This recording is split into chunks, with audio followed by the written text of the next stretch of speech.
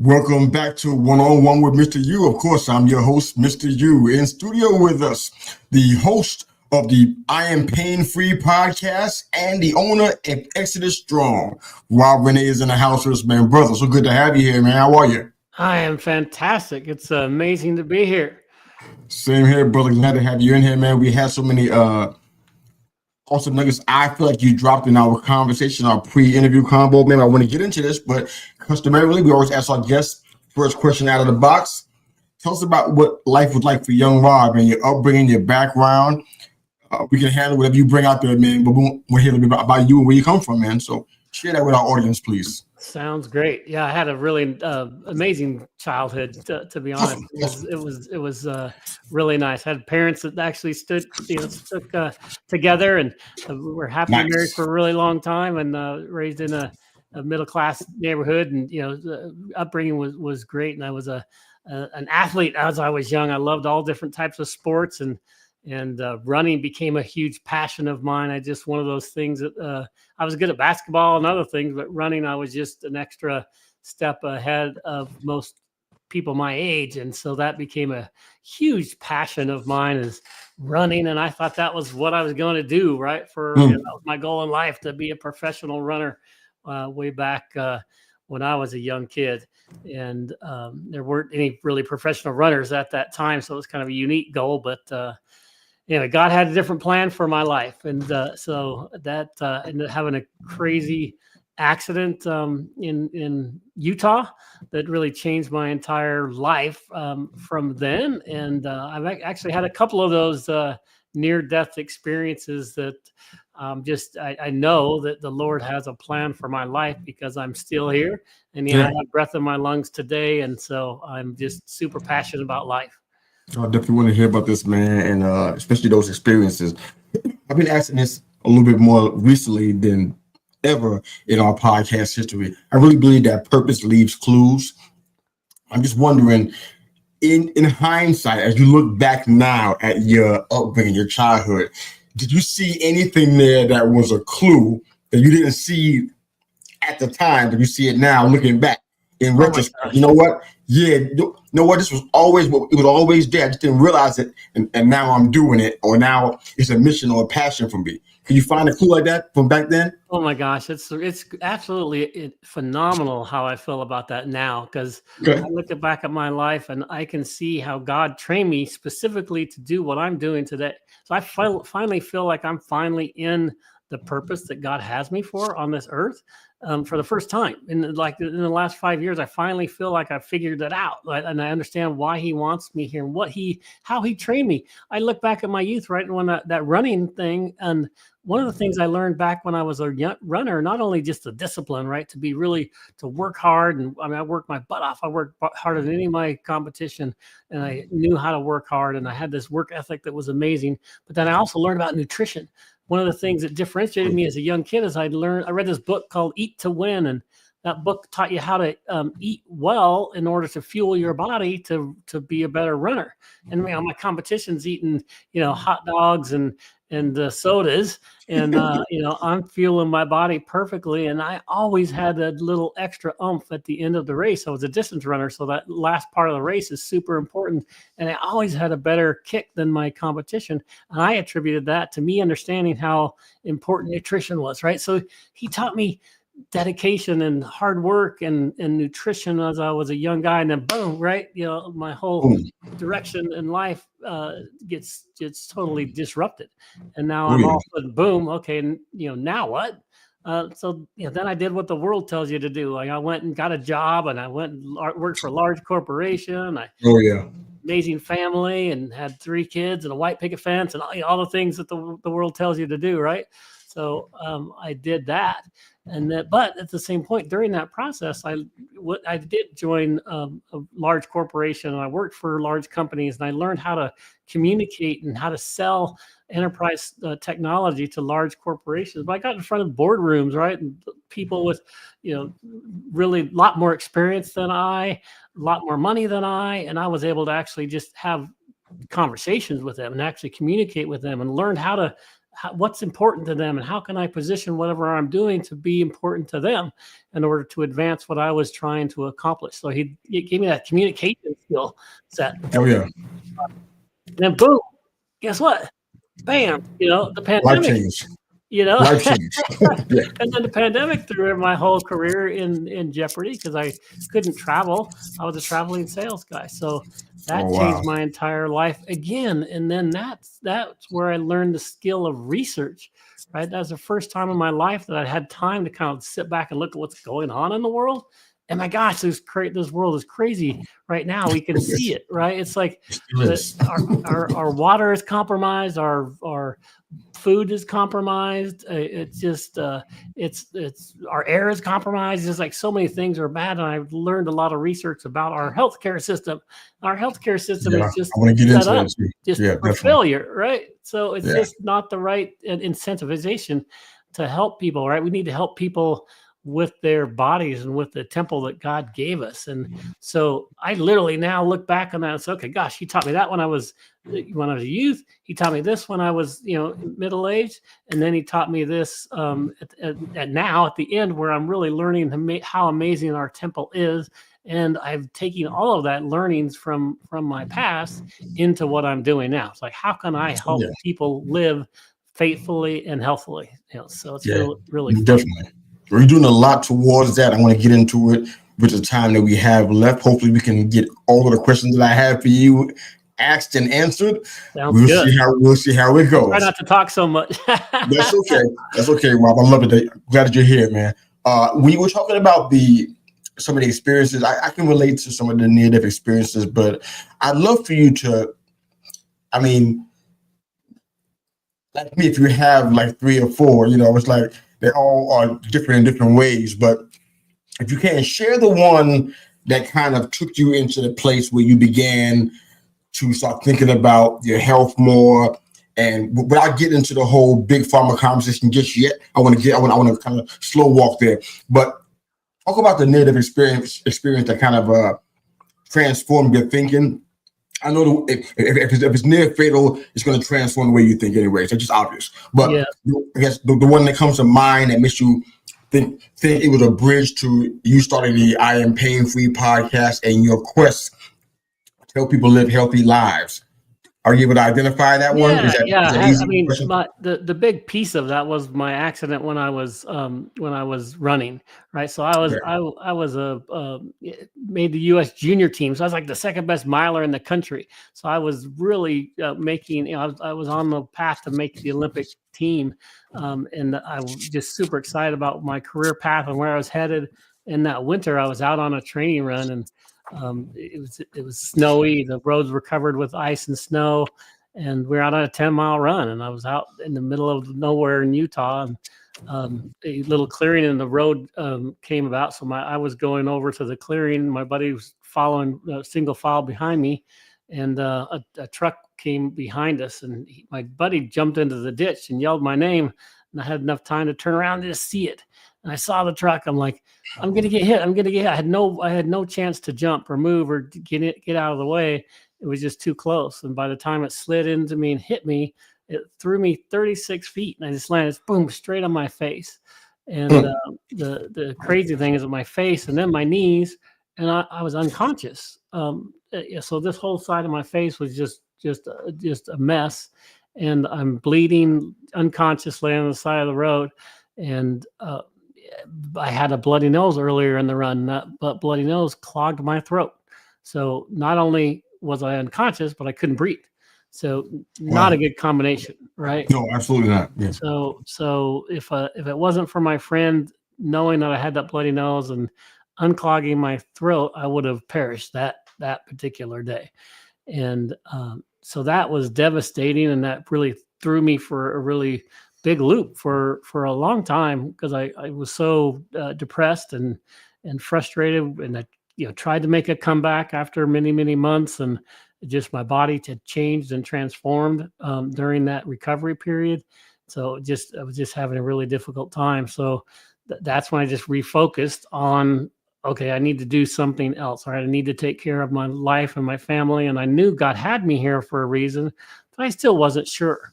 at that particular point, right? And so that's where I went into the corporate world. But that accident, the reason why that's so impactful to me is because I knew without a shadow of doubt that he had me here for a reason, because there's no way I really literally should have survived that particular accident. So that was the big change. Well, that makes sense. I speak to so many people who are former athletes, you know, and I definitely can relate to some of that. You know, their whole lives, and some of them is cultural, some of it is based on family ties. If your father played, you know, running back, you want to emulate him and play running back too, you know, things like that. If your grandfather was a ball player, you know, those things kind of play a part in a lot of cases. But I want to ask you your perspective. I know people who are listening to us here, podcasters, content creator friends of mine, people who are former athletes are listening as well. How do you speak to the situation of having basically your lifelong goals crushed? A lot of people, they kind of look toward, some people blame God for that. I don't think you're doing that, but some people look at it like, you know, and they try to continue to go after it, even though it's clear that it's not going to happen. I mean, we see athletes do that kind of stuff all the time. It's like, man, dude, you're done. So, give it up, right? Pivot, do something else. You know what I'm saying? Be creative. I mean, you have more in you than just sport. You've been playing for your whole life. So how do you speak to that? How do you handle it? What do you say to people who are watching now that are at a crossroads where, you know what, my athletic career was all I know, and now I can't do it anymore? Yeah. That's a perfect question, because it's really important, because I've had that happen to me at least 3 times in my life where that big change just happened. So the accident was one, right? And then the pandemic was the second one, because that one got everybody, Rob. Yeah, it got everybody, right? And everybody in a different way. And for me, it was similar in respect that I was on a path, right? Had a corporate career. I was doing really, really well. Things were going great, and then boom, it just ends, right? Because my whole life had to change. So then it's like, what do you do, right? And I believe that I did and have learned really well now how to pivot. So because you look at it and say, okay, God has a different plan. This was the plan. I thought that was the plan, but guess what? That's not the plan. Right? Obviously, clearly, right? So I have to go do something else, and then that's what gave me the skill of research and skill of and understanding that I'm not going to listen to what everybody else says. I'm going to make up my own mind based upon my own research, because that's what's so fascinating. When I was uncovering the details about the healthcare system, it was like, we've been lied to. We literally have been lied to I had been lied to my entire life. And I didn't realize that. I thought we lived in the most amazing and free country, and our information was free, and our journalists were amazing, so on and so forth. But what I ended up learning was a lot of our information is controlled, and specifically for a reason. And that just really upset me when I learned about it. There's things that you can go do research on. If you want to do some research on Mockingbird Media, go do research on Mockingbird Media, and then tell me I'm wrong, right? But you're going to have fun doing this research, because you're going to start uncovering things, and then you start saying, oh my gosh. You think fun's going to be the right word? Yeah, if that happened, then oh my gosh, then this may have happened. And then you start putting things together, and I've got this crazy life now where I don't believe things that other people tell me right off the bat. I'll listen to anybody, I'll listen to their opinion, and I appreciate their opinion, but then I'm going to go do my own research, right? And I've identified key resources that I believe in now that I can trust, and sometimes those end up bad too. Right. So you think that they're trustworthy, but the more details you find out about them, then guess what? Their information's wrong and is bad too. So this skill of thinking for yourself and not taking in what the world is telling you is really important, because the media is controlled, the TV is controlled, the music is controlled, our news media information it's controlled. All this information is a narrative that's being fed to us. And not all of it, but a really large majority of it is. And it's just amazing when you see all this information, they're parroting the same message, just you hear it 5 different ways and you think it's true. You heard it on the radio, Yeah. you saw it on TV, you hear it on the music you're listening to. You're like, it must be true. And so that's just human nature. And they've been really, really good at changing our communication to where it is controlled. So now I feel I'm not controlled anymore, and I can go do my research on my own, and I can make up my decision on things. And that's been fascinating and so much fun. Okay. It's a skill set that I want other people to have. All right. Well, I love this. I want to get into some of that stuff while we have time. I want to get into why you started I Am Pain Free podcast, as well as your experience regarding big pharma. But I want to ask you this question real quick, and then after that, you can jump right into those 2 points there. But how do you balance, and this is you personally, how do you balance being detailed and doing your own research versus becoming a skeptic? But those things aren't the same. And a lot of time people, and the people who we see around us, I'll be honest, these kind of folks annoy me. Right. I don't really want to hear them talk. And I'm not even that kind of person, so I know that they're really getting to me. I don't really want to hear them talk, because everything that they say is skepticism for skepticism's sake. And they don't seem to care about the answers or care about finding the truth of a thing. They just want to just poo-poo everything that is being said, basically being a contrarian with no real goal in mind. Right. So how do you personally balance your desire? I mean, I'm an analytical person, so I know researching is a thing that I do too. But I have to balance, not becoming skeptical about everything and everybody at the same time. How are you handling that delicate balance, Rob? Yeah, that's an awesome question, because it's so important, because I really feel that is like the key, because you have to have your own mind to, and do your own research to make up your own mind. But then how do you use that information? Do you just continue to be negative Nilly and just talk about negative everything and you bash everything? Or do you try to make it for good? And so that's what I've done, is I've taken this where I was really super frustrated with what's happening in our world from a communication perspective and from a health perspective. And I said, how can I help the world?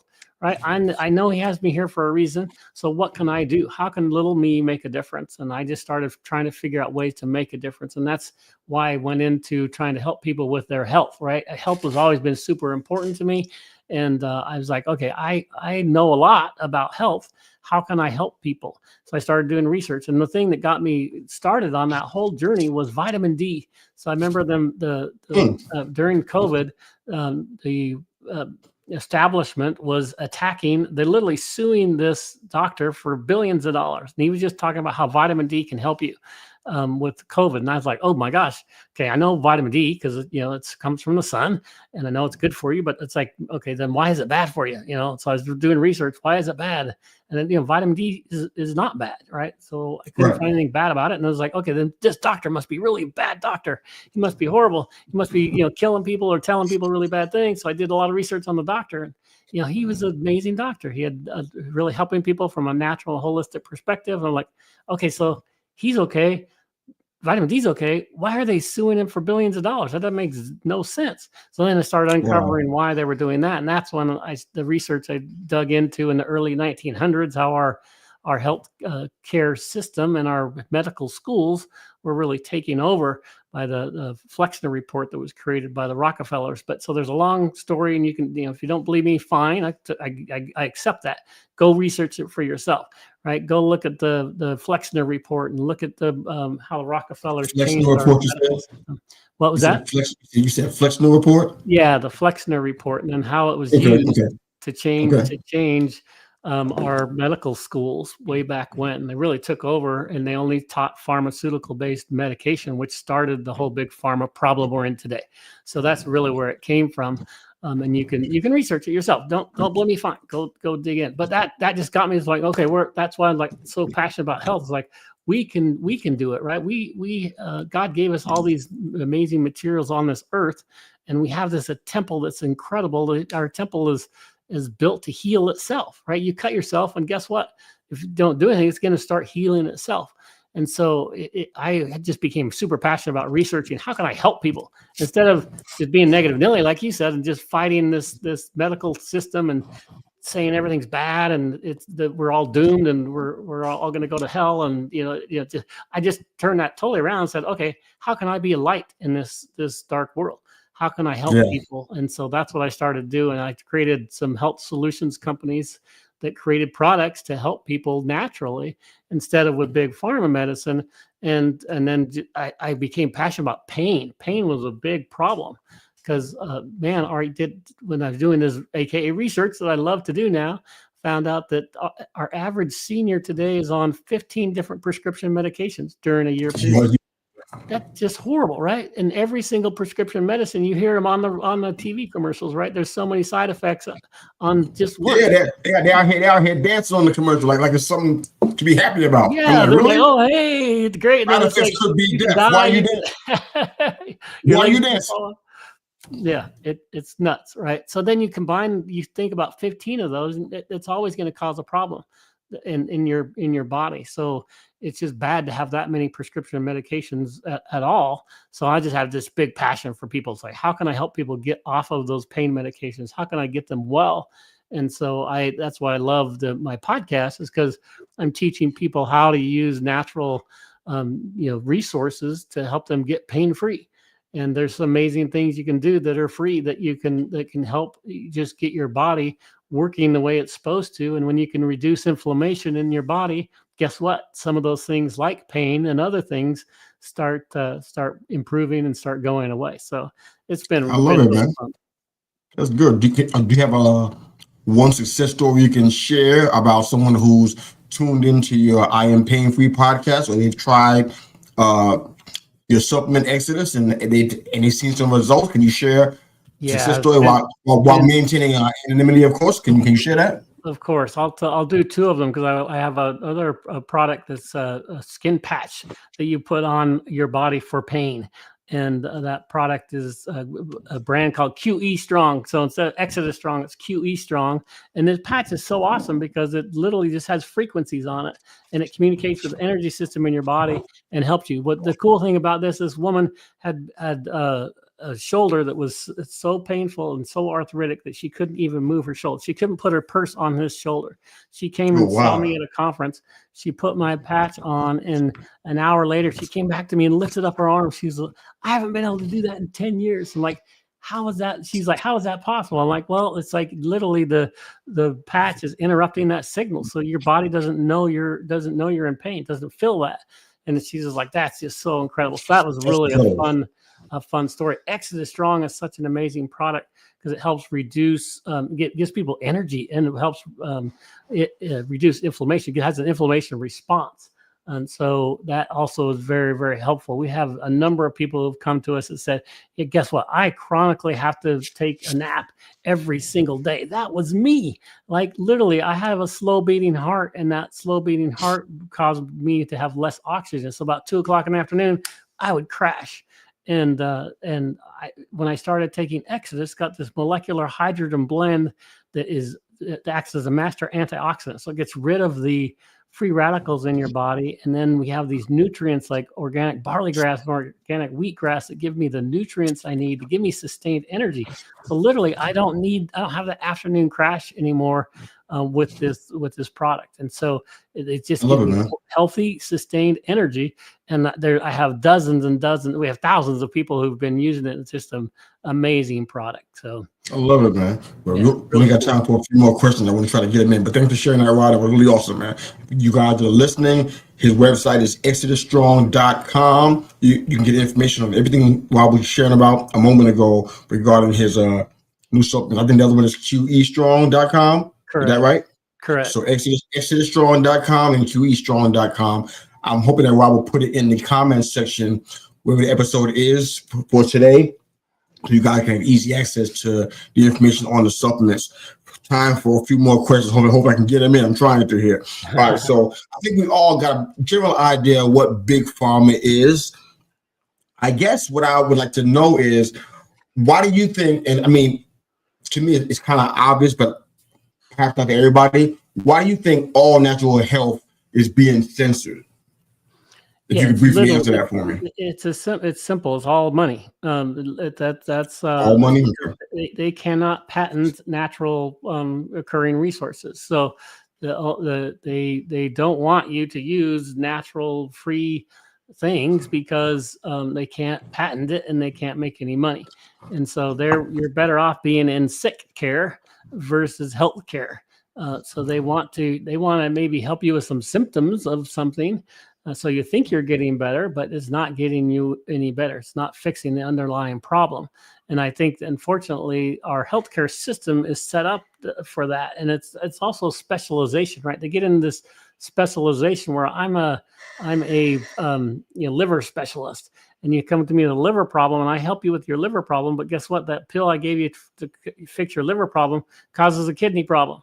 And then I got to go see a kidney specialist, and then the kidney specialist gives me another pill that causes something else. It just becomes a snowball effect, and it's because they're not looking at the whole body as a whole. And our holistic medicine has just really gone to the wayside.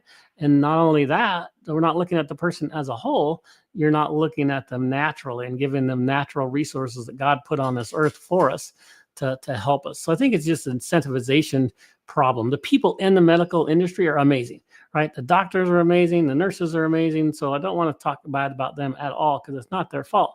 They've been put into a system that is incentivized incorrectly. The insurance companies cause a mess. The actual pharmaceutical companies cause a mess. The research is a mess because a lot of the things that are controlled. The research is controlled. The doctors are controlled. It's just really sad. The media is controlled around it. So when you see this big monster machine behind it, and it just all comes down to this, right? Literally. Yeah, I got you. All right, I think we got time for a couple more questions. All right. I'm having a great time here. I'm gonna try to squeeze the third one in. We'll see if I can make it happen. But you talked about 2,000 years of ancient wisdom, healing herbs and superfoods. Those are the kind of things I think most people who care about their health, they want to hear about that because they recognize, like you and I, we see the commercials. I'm sorry, but every time I hear about the people dancing with the, it does something to me I can't really explain. I want to throw something at my 70 inch. I'm like, what are we doing here? Yeah. But you mentioned that. Talk to me about what you learned about that and why you think it's vital to people who are concerned about their health. Well, just because literally, I mean, God gave us this amazing temple, and it does operate so incredibly complex as well as just efficiently. So, but it does heal itself if you give it the right nutrients and you give it the right information. So if you give it good information with frequencies, like I mentioned, but you give it good information with the nutrients that you put inside your body starts operating the way God intended it. And man, we're destroying our bodies with the food we're eating, with the water we're eating, drinking. It's just in the air we're breathing is all compromised. So if we start getting good solid nutrients that come from what God already put on this earth. That's why I love doing research on the Bible, because there's so many different elements in the Bible that are there that he put on this earth for us, that we took the best 7 of those and we combined it with that molecular hydrogen component. That's just like super amazing, kind of the modern science part of our equation.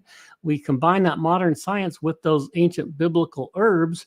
And there's amazing, like the barley grass and wheatgrass. I still told you about the nutrients. So instead of taking a nasty green shake, you have the nutrients already in your capsule. And then you have saffron. Saffron is really good for anxiety and stress. And who isn't stressed out these days, right? Almost everybody is. Aloe is really good for your gut health. So you need to have a really good, healthy gut in order for your body to operate correctly. And then you add cumin, frankincense, and myrrh. Those are gifts that were given. Frankincense, myrrh, at least were given to Jesus, right? And they're really helpful. They help with inflammation reduction.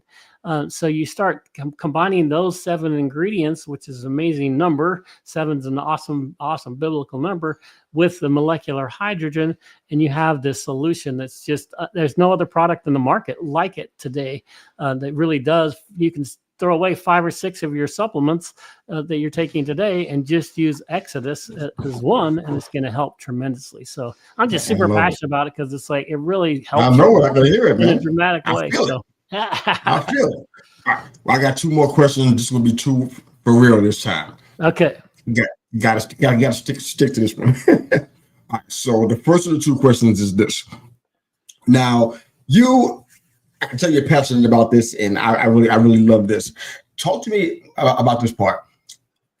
Firstly, are you totally pain-free right now? And if you are, how many years are we talking about that you've been pain free. I think it's an awesome testimony either way, but I think it's an awesome testimony about what can happen that obviously the other sources aren't sharing with us. So are you pain free now? And how long have you been pain free like this? Yeah, I've been pain free for multiple years, which is super exciting. One is I ended up getting off of alcohol. I was addicted to alcohol for 20 plus years. All right. And I learned that that's horrible for you. Right. That's like, why am I doing that to my body? So I'm like 6 years sober right now, which is just awesome. I'm so excited that I was able to do that. And but then from a pain perspective, I am living a great pain-free life. I ended up having this huge health issue that I'm literally going through right now. But it's something that's going to take a lot longer than a couple of minutes to tell you about.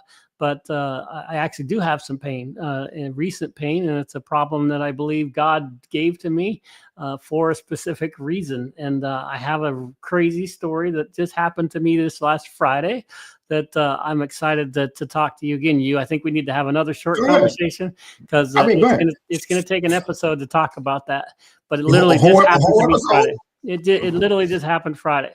So it's something that I want to tell. But I know I want to do it justice. It's going to take a lot longer than a couple of minutes to talk about because how many minutes we talking about? Yeah, how many minutes we talking? I don't know. I can do it in maybe 10. You got 10 minutes? All right. Well, this is pretty crazy, right? So I told you that I've had multiple life-threatening instances and stories. I told you earlier about my slow beating heart. I have this condition called bradycardia. And the bradycardia just means that my heart is pumping slow. And so what it really is I have the upper chamber of my heart is not functioning correctly. So it's skipping that first process and goes to it's called a junctional rhythm. It's like the second step in your heart. If your upper chamber doesn't work, it goes to the second chamber. And then the second the junction will beat my heart. But that is really slow. So my heart rate is in the low 30s and has been for a really long time. I go to get the doctor and they check my pulse and they think I'm going to die. Like literally, I mean, they're just like freaking out. They're like, what's wrong with your heart? And I was like, hey, it's okay. I have bradycardia. I've had it for decades. I'm okay.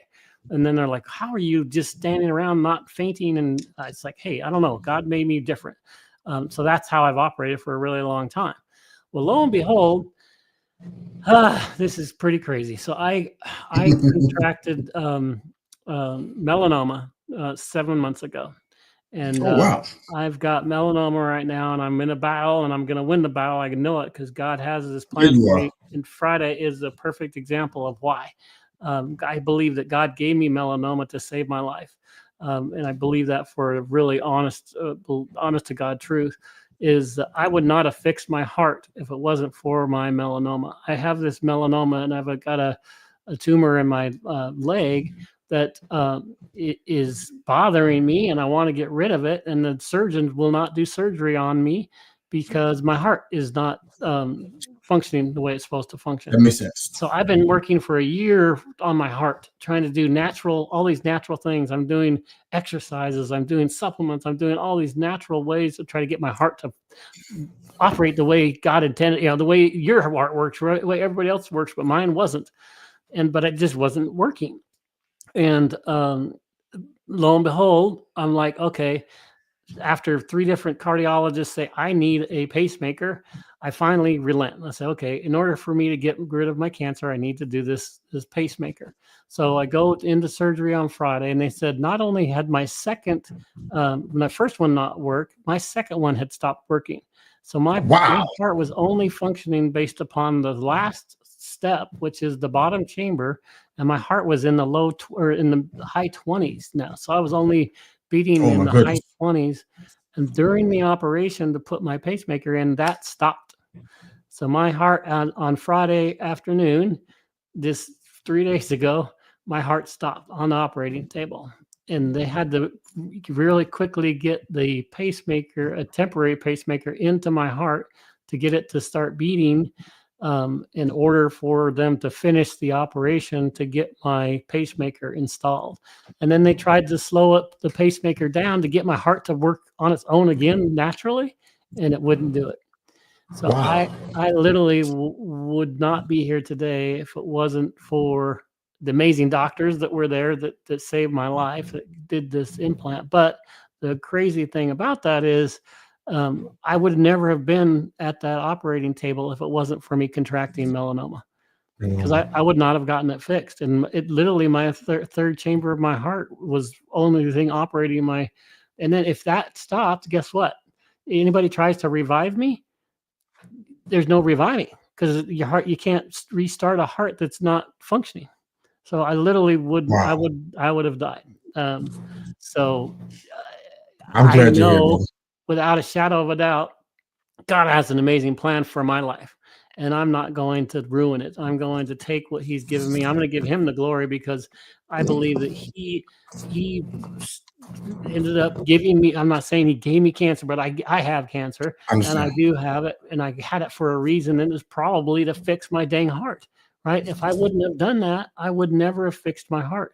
And if I wouldn't have fixed my heart, I wouldn't be sitting here talking to you today, 3 days after my operation. So it's literally a miracle that I'm here, and it's a miracle that my heart is beating at 60 plus beats a minute. I'm like, what the heck is this oxygen in my body? This is amazing. So This is awesome. I'm so stoked. I have my cheeks are red, my fingers are red, my toes are red. It's like, what is all this blood in my body? This is so cool. But No, that is cool. anyway, I'm I'm so glad you're here, excited. brother. No, it's So good. anyway, that's a story that No, it's a beautiful story, man. I'm glad you're here, brother. It's more definitely miraculous. And I credit you, man, because, and I'll ask my last question after this, but I credit you because you've always given the medical professionals their props.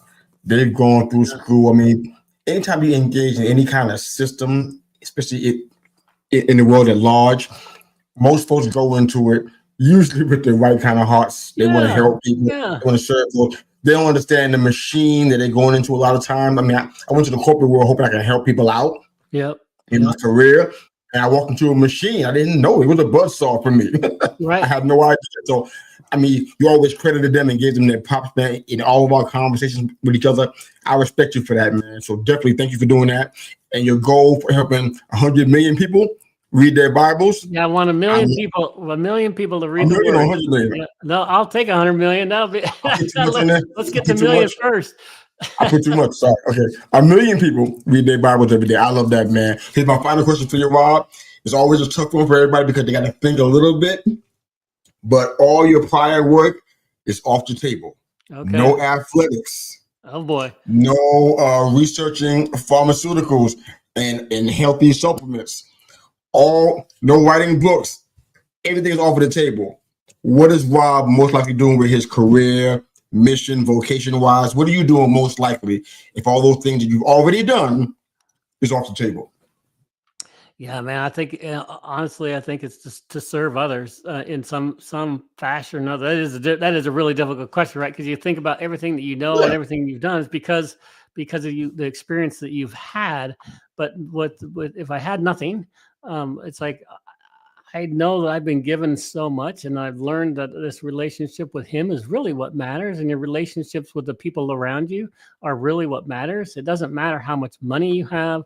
It doesn't matter what job you have, what car you drive, where you live. It matters the relationship you have with your Savior, and it has the relationships you have with the people around you, right? How many times have you gone and talked to your neighbor, right? How many times have you talked to the people around you? You go to the store and you see all these people. When's the last time you engaged with that person checking you out and say, "Hey, how are you today?" Right? Just being a human being in this non-human being world that our society is. That's what I think I would be. Just how can I be a shining light to God's presence to people in this world? That's what I would try to be. So, Rob, you are a fantastic guy, man. It's an honor to have met you. Thanks. I'm anticipating that we're going to stay in touch. I anticipate that. All you guys listening and watching today, ExodusStrong.com, QEstrong.com. Check out Rob's work there if you can. Love you to jump onto our YouTube channel, Rob, and love your support there, by the way. But also drop your links in the comment section under the episode on YouTube, Facebook, Twitter, Instagram, wherever you see the episode. Drop your links in there so people can find your stuff. I want to hear more testimonials because people watch this show and watch you on it and got healthier because they saw this show. So I'm excited about that. That's not self-aggrandizing. I just want to help folks same way as you. So that happens through the show. That's amazing. So continue to keep sharing your work, man. I'm gonna do the same on my part, man. But thanks again for being a part of this, man. This has been fantastic, man.